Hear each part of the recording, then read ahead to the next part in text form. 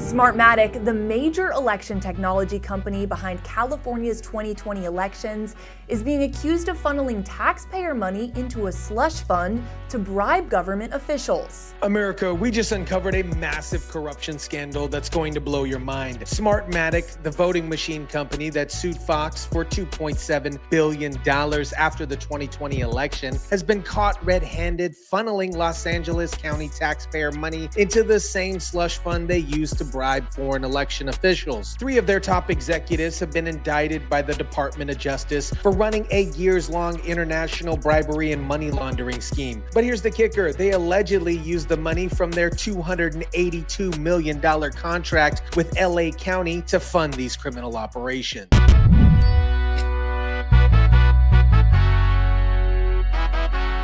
According to LA Times reporters, prosecutors say Smartmatic executives overbilled LA County. What is up, guys? Tyson Dela Cruz here. Thank you so much for rocking with me. This story perfectly illustrates everything we've been saying about voting machine companies and their questionable integrity. While they were suing Fox News claiming defamation, their own executives were running international criminal enterprises. The U.S. Justice Department indicted 3 current and former executives from Smartmatic on charges connected to a bribery scheme.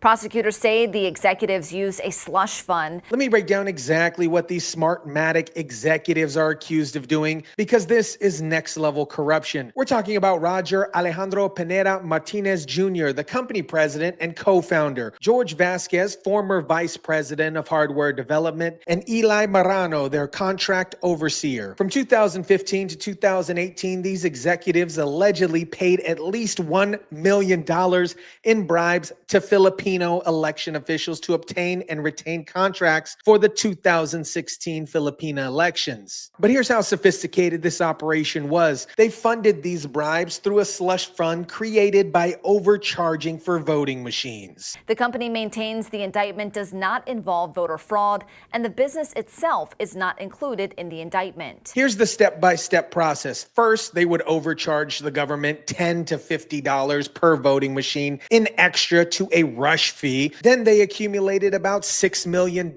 in slush funds managed by Hong Kong bank accounts. Next, they used bogus purchasing agreements, shell companies, and banks in Europe, Asia, and the US to move the money. Finally, they paid bribes to election officials who then used that money to buy luxury properties. This wasn't some amateur operation. This was international money laundering using multiple countries and shell companies to hide bribes to election officials. Now here's where it gets really concerning for American elections. In 2019, prosecutors are alleging that one of the Smartmatic executives transferred money from their $282 million Los Angeles County voting machine contract into these same slush funds that were originally set up to pay bribes to foreign election officials. But court filings point to similar schemes in Venezuela and here in Los Angeles, where the firm landed a $282 million contract. The DOJ says they have documents and witness testimony to support these claims. Now, they're not saying the LA County money was actually paid out of these bribes, but they're saying it went into the same slush fund system that was used to bribe foreign election officials. Think about that for a minute. American taxpayer money from an election contract potentially going into the same accounts used to bribe foreign election officials. This is exactly why people have been concerned about these voting machine companies and their integrity. And get this, LA's top election official, Dean Logan, has acknowledged meeting frequently with the now indicted co-founder. Logan claimed he had no knowledge of the company misusing funds, but records show Smartmatic officials paid for his dinners, they paid for his travel, and even trips to the Magic Castle, none of which obviously Logan properly disclosed. LA County's top election official, Dean Logan,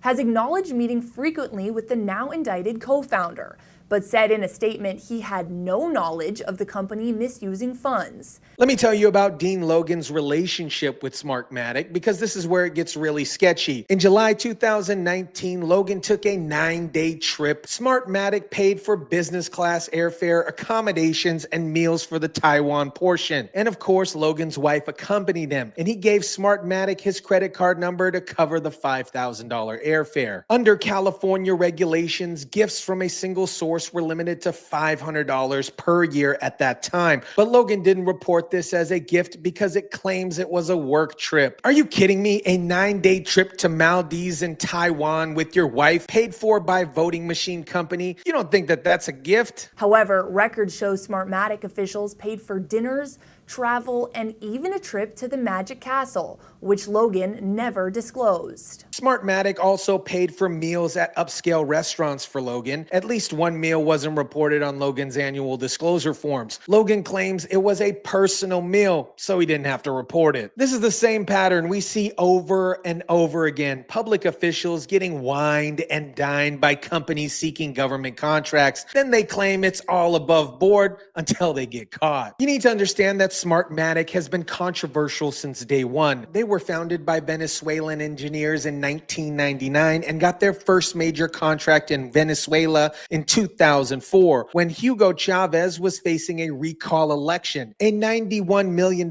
contract despite having no experience with voting machines. The Venezuelan government owned 28% of their partner company, and a close associate of Chavez was on the board. In 2006, they tried to enter the U.S. market by buying Sequoia voting systems. But when the Committee of Foreign Investment launched an investigation into their ownership and ties with the Venezuelan government, rather than cooperating with the federal inquiry, they quickly sold off Sequoia and left the U.S. market. The corruption in the Philippines shows you exactly how these executives operate. They won a contract worth more than $180 million to supply the Philippines with over 90,000 voting machines for the 2016 election. They overcharged the Filipino government and used the excess money to pay for bribes. In 2017, the Filipino election official's estranged wife told authorities her husband had $20 million in unexplained wealth. She provided 35 passbooks for offshore bank accounts in his name. He then resigned as chair of the Election Commission 2 months after that. Let me break down what these executives are facing because this is serious federal time. They're charged with FCPA violations. That's the Foreign Corrupt Practice Act, including conspiracy to violate FCPA and substantive FCPA violations. That's up to 5 years in prison each. But the money laundering charges are where it gets serious. They're facing conspiracy to commit money laundering and international laundering of monetary instruments. 3 counts each. That's up to 20 years in prison for each money laundering count. Meanwhile, Smartmatic denies all of the allegations,